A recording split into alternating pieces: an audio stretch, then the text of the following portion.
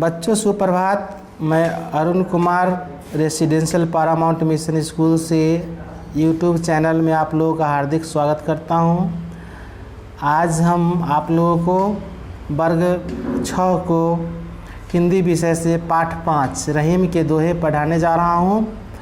और इस दोहा को पढ़ाने से पहले हम लोग कवि परिचय करेंगे।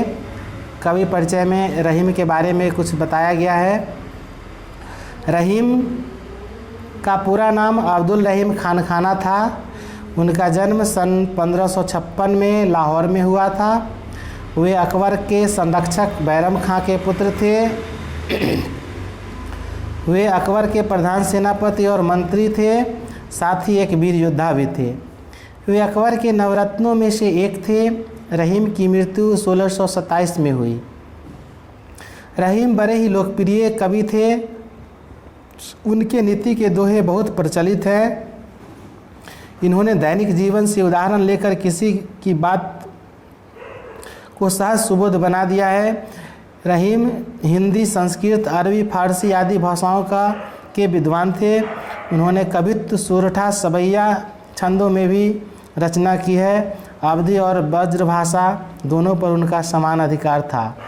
रहीम की प्रमुख रचनाएं हैं रहीम सतसई, रहीम रत्नावली, बरवई, नायिका भेद आदि। ये था कवि परिचय। इसका प्रश्नोत्तर भी है, इसके शब्द भंडार है जिसको आप स्वयं याद करेंगे और देख लेंगे। अब हम लोग चलते हैं दोहे की तरफ। सबसे पहला है, ये दोहा जो बताया गया है रहीम के द्वारा, यह मानव जीवन और लोक व्यवहार से जुड़ा हुआ है। मानव जीवन मनुष्य के जीवन से संबंधित और संसार में लोग किस प्रकार से एक दूसरे का व्यवहार करते हैं उसको इसमें बताया गया है। और आगे देखिए, ज्ञानप्रद दोहे हैं। रहीमन देखी बरेन को लघु न दीजिए डारी, जहाँ काम आवे सुई कहाँ करे तरवारी। रहीम कवि कहते हैं जी, बड़े चीज़ को प्राप्त हो जाने के बाद छोटे को अलग नहीं करना चाहिए, है ना। बड़े चीज़ मिल जाने के बाद छोटे चीज़ को हटाना नहीं चाहिए, उसको अलग नहीं करना चाहिए, क्योंकि जहाँ सुई का काम होता है वह तलवार नहीं कर सकता है। मतलब जहाँ छोटे चीज़ का काम होगा वहाँ वह चीज़ ही छोटी चीज़ से ही हो सकता है, और जहाँ बड़ा चीज़ का काम होगा वहाँ बड़ा चीज़ से ही हो सकता है। जिसका तुलना किया गया, जो अगर सुई का जहाँ काम है, अगर कपड़ा सिलना है तो वह सुई से ही सिला सकता है, तलवार से नहीं सिला सकता है। इसलिए कहे जो बड़े चीज़ को देखकर छोटे चीज़ को कम नहीं करना चाहिए, महत्ता को कम नहीं करना चाहिए। दोनों रहीम एक से लौजों बोलत नाही, जान परत है काक पिक ऋतु बसंत के माही। रहीम कवि कहते हैं जो दोनों देखने में एक ही जैसे लगते हैं जब तक कि वह बोलते नहीं हैं। यह किसके बारे में बताया गया है? जब बसंत ऋतु आती है तो कौवा और कोयल दोनों का रंग एक ही जैसा है, दोनों का रंग काला ही है, और तब तक नहीं पता चलता है कि यह कोयल है और यह कौवा है जब तक वह बोलता नहीं है। जब तक बसंत ऋतु में वह बोलेगा नहीं तब तक देखने में दोनों समान ही लगेगा।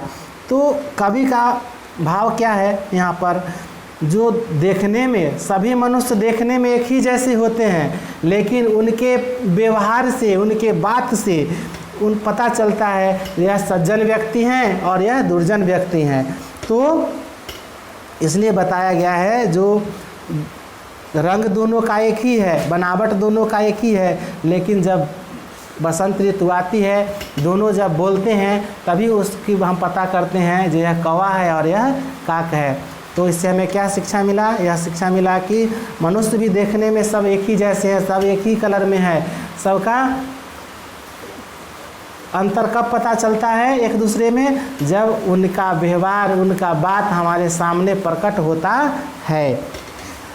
आगे है, पावस देखी रहीम मन कोयल साधे मौन, अब बहादुर बक्ता भये हमको पूछत कौन। पावस देख, पावस का मतलब होता है, पावस का मतलब क्या बोलते हैं उसको, वर्षा ऋतु को देखते ही रहीम कवि कहते हैं जो मन क्या होता है, कोयल मौन हो जाती है, कोयल साधे मौन। अब बहादुर बक्ता भये हमको पूछत कौन। दादुर का मतलब हो गया मेढक। वर्षा ऋतु आते ही मेढक क्या होने लगता है, अपनी टर की आवाज़ सुनाने लगता है। तो मतलब हुआ जो समय समय का क्या है, अंतर है। सबका समय होता है और समय से ही सबका मान बढ़ता है। अब है एक साधे सब सधे, सब साधे सब जाए, रहीमन मूल ही सींची वो फूले फलय अघाए। कवि का कहना है जो एक की साधना करने से, एक की साधना करने से, एक काम पर ध्यान देने से हमारा सभी साधना परिपूर्ण हो जाते हैं। कैसे? जैसे उसी प्रकार परिपूर्ण हो जाते हैं जिस प्रकार हम पेड़ में जड़ को सींचते हैं तो पूरा पेड़ फूल और फल से भर जाता है। तो जिस प्रकार जड़ को सींचने से पूरा पेड़ फलित हो जाता है, उसी प्रकार एक ही काम करने से, एक ही काम पर ध्यान देने से, एक ही चीज़ को आराधने से हमारा सब काम सिद्ध हो जाएगा। आगे है समय पाए फल होत है, समय पाए झर जाए, सदा रहे नहीं एक सी का रही मन पछताए। यहाँ पर समय की महत्ता को बताया गया है, कवि के द्वारा बताया गया है जो समय होने पर ही पेड़ में फल देते हैं और समय होता है तो उसके पत्ते झड़ जाते हैं। मतलब हम हमेशा किसी भी चीज़ का, किसी भी वस्तु का एक जैसा मूल्य नहीं होता है, एक जैसी महत्ता नहीं होती है। समय समय पर उनमें बदलाव होता है। इसलिए मनुष्य को भी समय का क्या करना चाहिए, समय को मूल्यवान समझना चाहिए, समय से अलग नहीं होना चाहिए। रूठे सुजन मनाइए जो रूठे 100 बार, रहीमन फिरी फिरी पोहिए टूटे मुक्ताहार।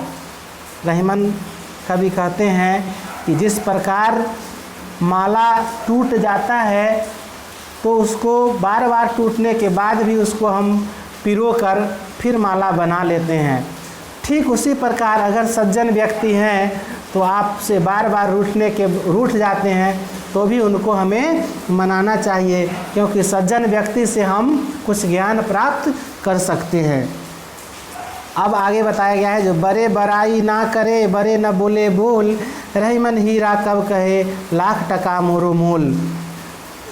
कवि कहते हैं जो बड़े व्यक्ति होते हैं, जो सज्जन व्यक्ति होते हैं, वह अपनी बड़ाई स्वयं नहीं करते और बड़े बोल भी नहीं बोलते। कैसे?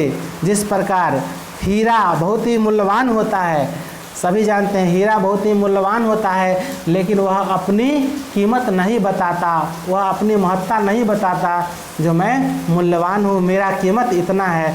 ठीक उसी प्रकार जो व्यक्ति उच्च विचार वाले होते हैं, जो व्यक्ति सज्जन होते हैं, जो व्यक्ति उपकारी होते हैं, वह अपनी बड़ाई नहीं करते और बड़े वचन नहीं बोलते।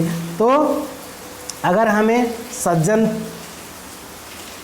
व्यक्ति बनना है तो अपनी बड़ाई स्वयं नहीं करना है। हमें अगर अच्छा विचार अपने आप में लाना है तो हमें अपनी बड़ाई खुद नहीं करना चाहिए और नहीं बड़े बोलकर दिखाना चाहिए। ठीक है। आगे है तरोवर फल नहीं खात है, सरवर पियहि न पान, कहीं रहीम पर काज हित संपत्ति संचहि सुजान। रहीम कवि कहते हैं कि जिस प्रकार तरोवर मतलब होता है वृक्ष, वृक्ष फल देते हैं लेकिन अपना फल वह स्वयं नहीं खाते हैं, और फिर तालाब जो है, नदी जो है, पानी का भंडार जो है, उसमें पानी होते हैं लेकिन वह अपना पानी स्वयं नहीं पीता है। ठीक उसी प्रकार जो सज्जन व्यक्ति होते हैं वह अपना धन संचित किस लिए करते हैं? दूसरों की भलाई के लिए, दूसरों के उपकार में वो अपना धन लगा देते हैं। तो इस तरह से बताया गया है, जो हम जिस प्रकार से पेड़ अपना फल स्वयं नहीं खाते हैं, तालाब अपना जल स्वयं नहीं पीता है, उसी प्रकार सज्जन व्यक्ति जो होते हैं हमेशा दूसरों की भलाई का काम करते हैं, हमेशा दूसरों का हित का काम करते हैं। और ऐसे हित का काम करने वाले को ऐसे हित का काम करने वाले व्यक्ति को सज्जन व्यक्ति मानते हैं। और हमें भी सज्जन बनने के लिए, हमें भी अच्छे व्यक्ति बनने के लिए इस तरह की बातों को अपनाना आवश्यक है।